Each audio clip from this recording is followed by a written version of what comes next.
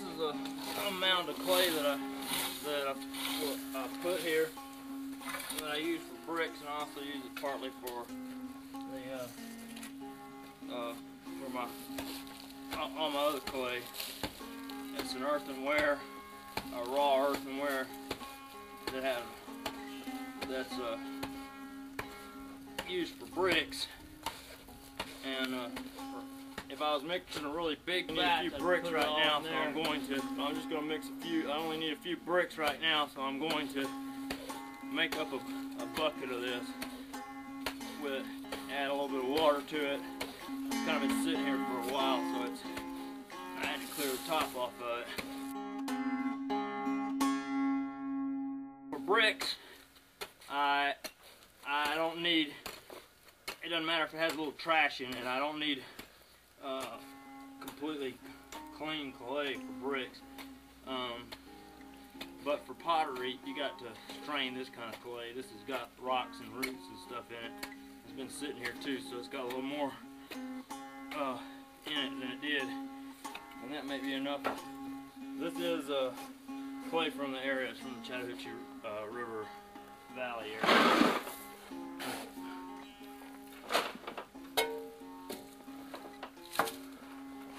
Go ahead and put some water in here. If I want to make a big batch of bricks, a whole bunch to fill the kiln, then I take this mill back here and I fill it to the top with clay, and the brick clay is softer, so you got this door in the bottom and it'll just ooze out. It's almost liquid, but it's just stiff enough that it'll hold the form of a brick. And I'm going to mix a small amount of clay here so that I can show you how I make brick in the molds here. So I put it in this bucket with some water and then mix it up a little bit with a hoe.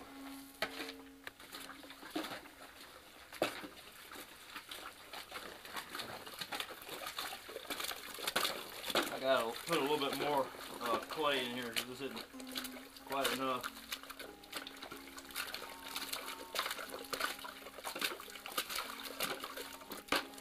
It's going to soak up a little water, but I can tell it needs a little bit more clay.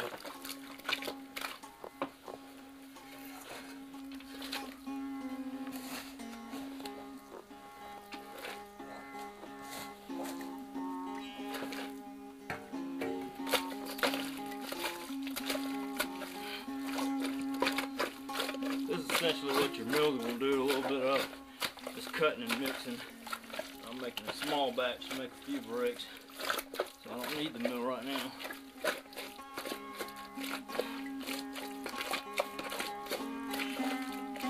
Checking to see if it's got too much water in it or not. It needs to be mixed a little more.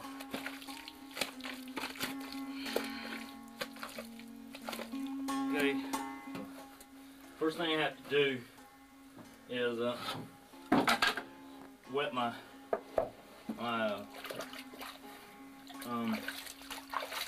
mold.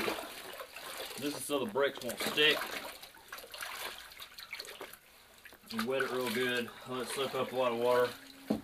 And these molds haven't been used in a while, so they're dry. And I'll let them sit in there. And then I'm going to wet their pieces too that they go in there. These are some boards that keep them from used. And now I'm gonna put the clay in. I gotta put some sand, sprinkle some dry sand in there, and that'll become part of the brick, but it'll also make them come out easier.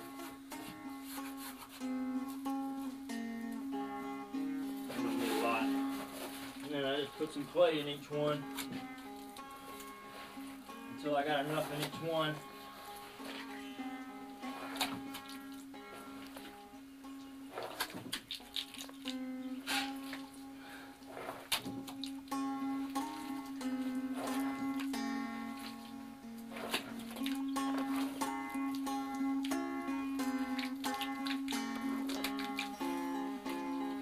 I'm putting clay in the mold.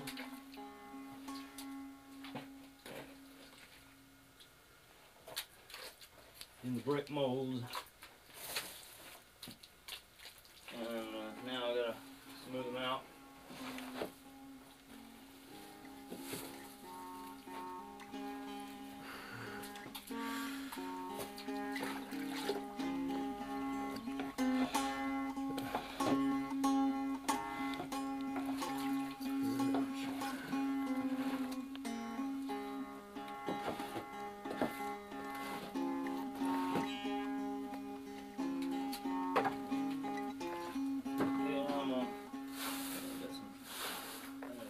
Here, sprinkle a little sand where I'm going to lay them so they don't stick.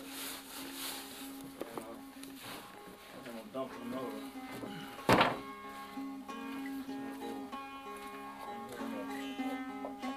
Push them out. They should come out pretty easily. There you go. And then take these little wooden things off. Sometimes they stick, and then I can smooth them out a little bit, and there you got the brick.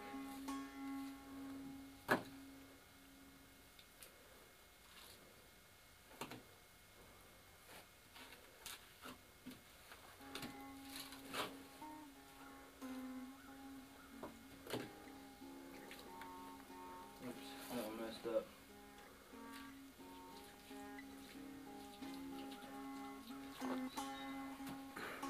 And the guy that taught me how to make bricks, he used to take two boards and he'd kind of shake them after he'd do them, because the brick mold, doing them this way, dumping them out, kind of distorts them. It's different from extruded brick that we got today. There, and you got some bricks, and they shrink up. I'll show you about what they shrink to, like that. And this is a brick that was made in that same mold. So you can see they shrink a good bit. And you put, where you put them out when you get through it?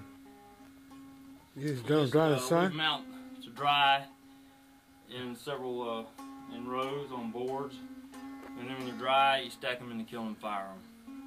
What temperature? About 2,400 degrees Fahrenheit. Bricks, I'm firing the Pottery with the bricks, so you can put the bricks in the back and it doesn't get quite as hot. But 2,000.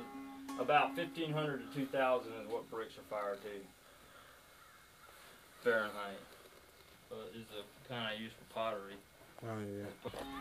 Okay, this is our pugmill. This is where we mix up the clay. And I've already put some clay in here, some raw clay, also some scraps. So I mix my scraps back with the new clay, and kind of helps to age it. But if you want to go get clay, you go out.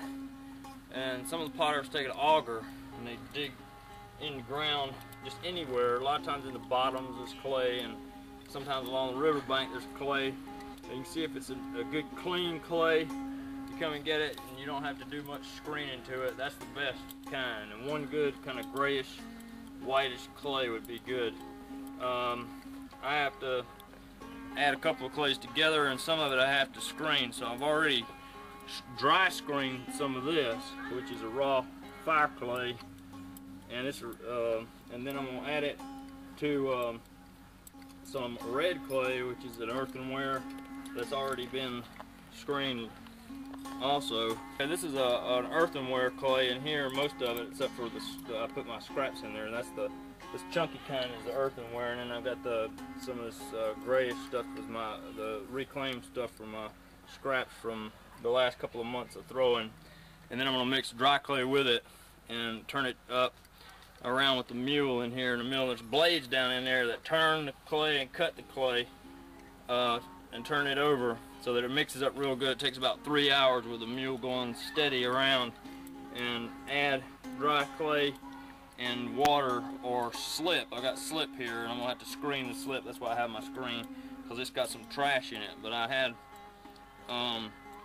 some dry clay that had been sitting out that I wanted to use, so I put it in the water, and so I'm going to screen it as I put it in there.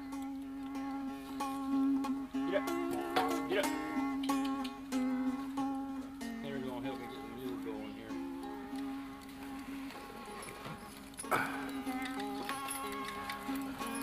Put some dry clay down in there. if you don't, if it's too wet, it's just gonna clog up and go around and around. So you gotta kind of have some dry clay in there, and I'm gonna get it mixed up kind of even in there. I can probably dump it in there, but I'm gonna have to start adding wet clay to it in a minute.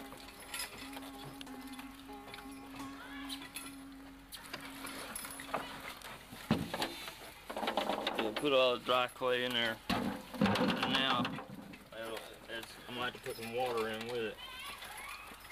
But you can't put the water in like I did that clay, because it'll just get slick.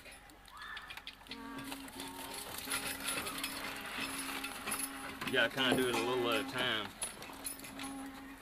What I'm doing is I'm putting some slip in there to add to the dry clay that I've got in there, and I'm going to add a little bit of dry clay in here. I can't add this particular clay is a white clay that I'm adding to it to lighten up some of this red clay, and I can't add it in a big heap like I did that other, because it'll chunk up and it'll leave pieces in the whole thing. It makes the stuff stronger, more vitreous.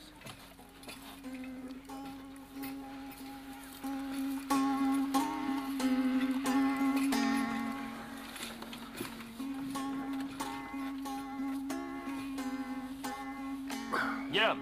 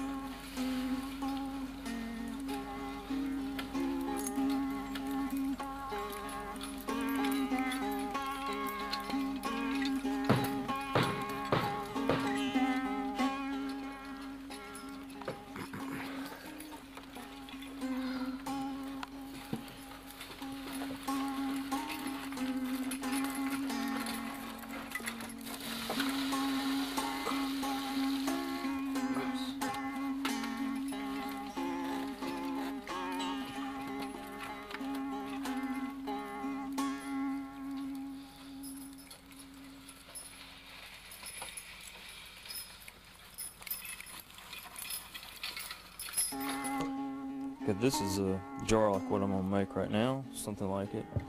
I'm gonna first I cut a piece of clay off and weigh it on a scale. It's a balance scale, and then I've got to wedge it. Take it over here, and I knead it. Actually, I'm not gonna wedge it much because wedging is where you cut it and throw it into it. But a small piece of clay is easy enough just to knead. And when I've got it pretty much ready, it's consistent, air worked out of it, and it's compressed real good. Then I get the bottoms. The bottoms got to be where you won't have any air trapped in there, and then put it right in the middle and get my wheel going, and then you just keep it going. And you got to have strong legs to do this. Potter back then would have had strong legs eventually, even if he didn't begin with, because he did this every day, day in, day out usually.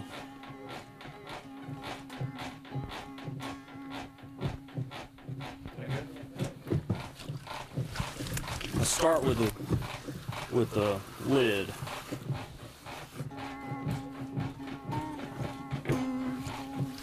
Bring up a piece off the top.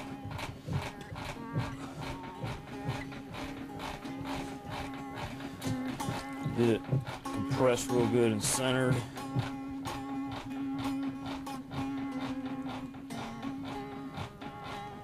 And then I'm gonna draw it out and make the knob.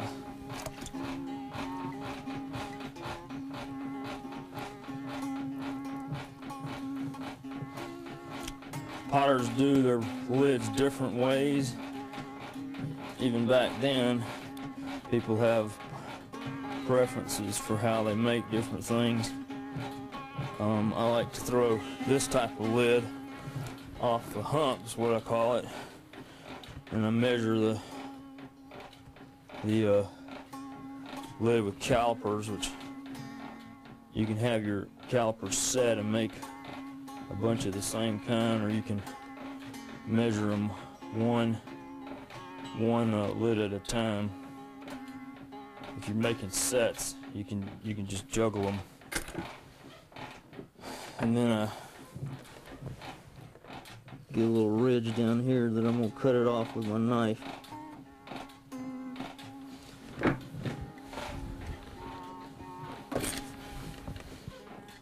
Just grab it. Set it aside,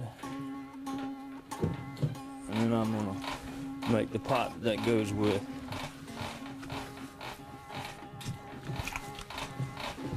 The jar.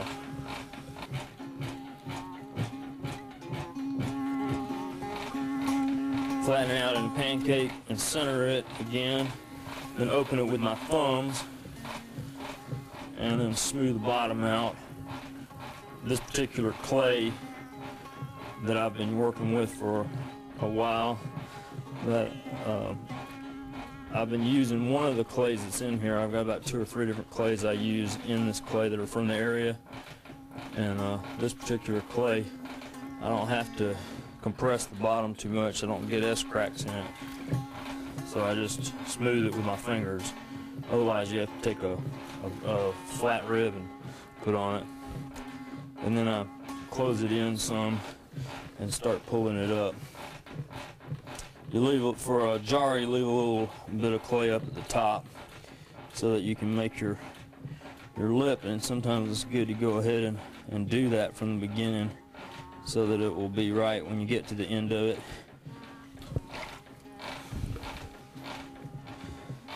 And that's a jar right there, but really I'm not through. But you could quit then and have a jar, but I'm gonna make it about 1/3 as much bigger and smoother, and then check the lid size. I'm pretty close. A lot of times you do this over and over again, you get pretty good at matching it. Draw it out just a little, and there, just right. I'm just going to trim a little here, go down on the side, and go in a little bit, cut under. And this is a wooden knife I made with a piece of white oak. Hickory's good, anything that will keep a sharp edge. I have to sharpen it with a pocket knife every now and then. Then the last thing I might do, if I need to, I'll look in there and see if there's any water. I just put a sponge down in there. Now the potters back then, I researched this and found out that some of them really did go down to the coast and get sponges, but some potters that didn't have access to sponges, they probably just didn't use them. They used water on their hands and a wooden chip. Then I take the wire and cut it off, and that's the very last thing I do of the forming process on the wheel. Pick it up, and I can just set it aside for now, but I'll put it with some other jars in a little while. I'll make a churn.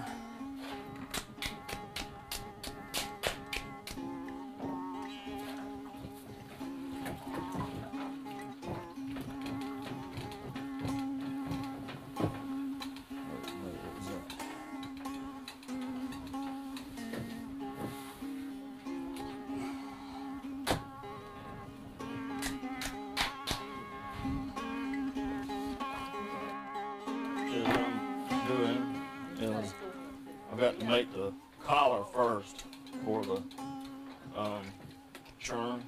Take about 1/4 to 1/3 of the clay for the collar. This is a joining technique that they made the churns with.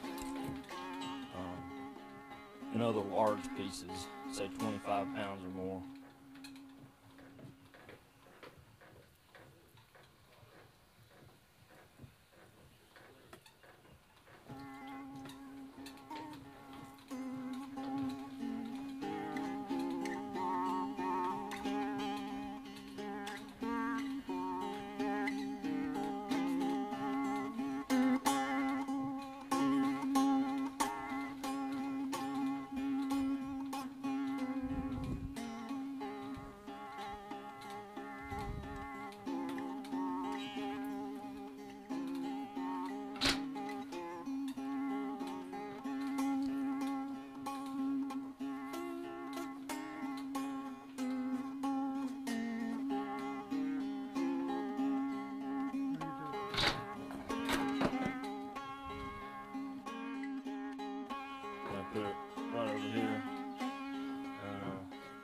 a little thick so you can, so you got enough clay there to work with when you do it again. Then I recenter the bottom and make the base. Just centering is probably the hardest part because you're dealing with all the weight of the clay. It's probably around 20 pounds right here. I'm gonna open it. Now I have this particular wheel doesn't have the ball opener on it, but that would be the traditional way of forming opening them up like this. Take a crank and come down like that and out. And there's a place for it right there, but I don't use it because I demonstrate with this. I'm doing several things at once. I'm going to go back in here and get the bottom right. Flatten it. Take a rib and compress it real good. Smooth it. And bring this back in and form the rest of the base. Come up in a cone that way. That's the strongest form for doing this. It doesn't fly out that way.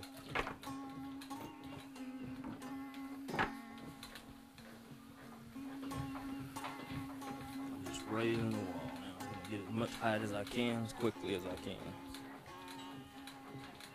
When you're doing something like this, you don't want to fool around too much. You want to just do it and be done.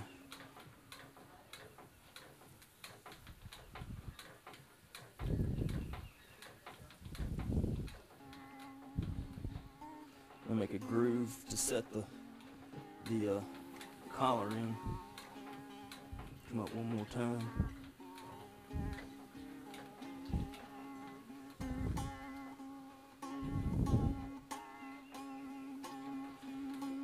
Got my measurement. Come in just a little bit. You want to stiffen it. You want to stiffen it some so that it'll hold the form and get some of the water off of it so it doesn't come a slight angle here, and that's so that it's strong enough to hold what you're going to put on there. Because that's a heavy piece that you're going to put on. And I'm going to come in just a hair. And I'll take the collar and turn it upside down.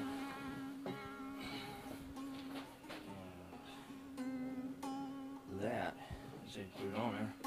And this is a wet joining method, and it's I love this method because you can still work with the clay after you've done it. Just go in there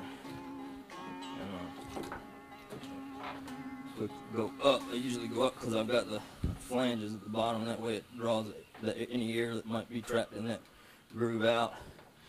And then you want to put a little bit of water on the top and form it so that it doesn't get the rest of the pot off. You want a little lopsided. It's going to be the most. It's going to need the most straightening out because it was the place where I deformed it the most when I took it off. And I come up here and straighten that. And then I'm just going to go inside and bulge it out and then use the chip, wooden chip or a rib, whichever you want to call it. Start pushing out the form, and I do this as deftly as I can and not spend a lot of time on it because you can get off pretty easy and then start defeating the purpose of doing this collar technique, which is to get some height on it without the clay making it slump because of the weight of the height.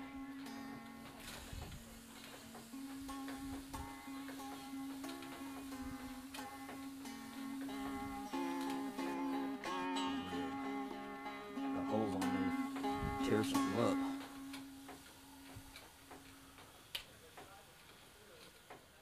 Okay, that's the basic shape. If you can still see the grooves, that's fine. And then I bring out. I left some thickness up here. I'm just gonna bring out that's going to be I took my measurement from another churn, and that's going to be my churn lid size too.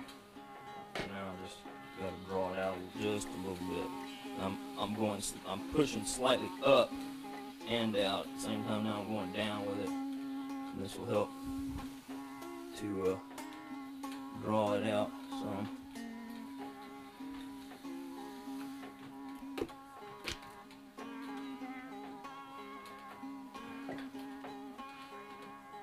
Just a little bit more and I'll be ready to take it off.